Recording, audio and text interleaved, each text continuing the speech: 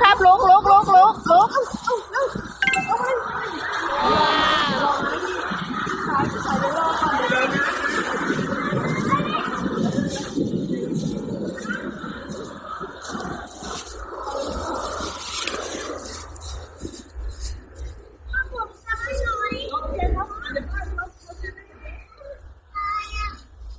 ป้าเล่นกี่อันเนี่ย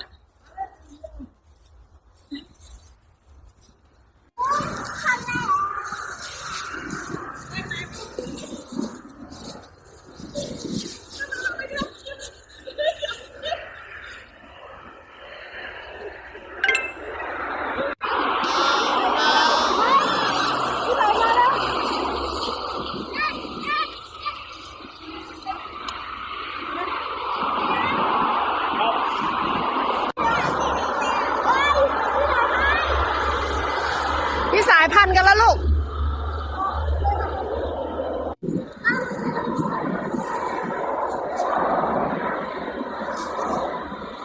ต่อสู้กันไหมล่ะ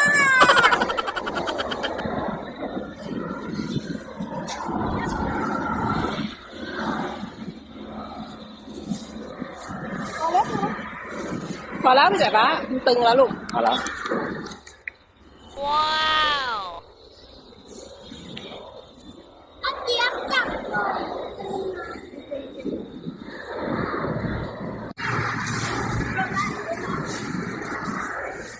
มาโดนกัน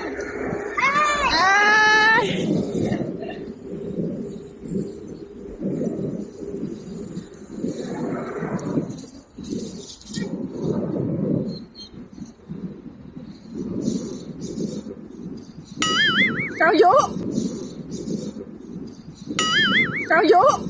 ทำไมอ่ะขี้เกียจยืนนะอย่างนี้ก็ได้เหรอยุ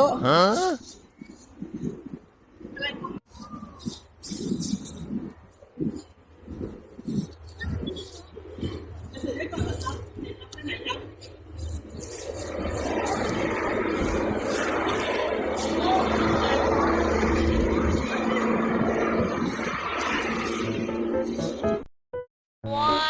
ว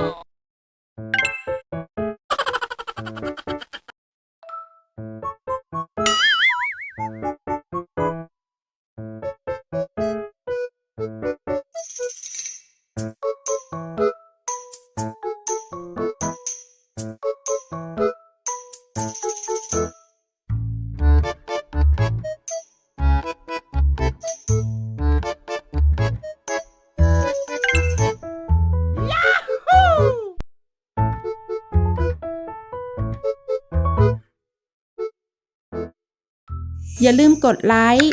กด Subscribe และกระดิ่งแจ้งเตือนไว้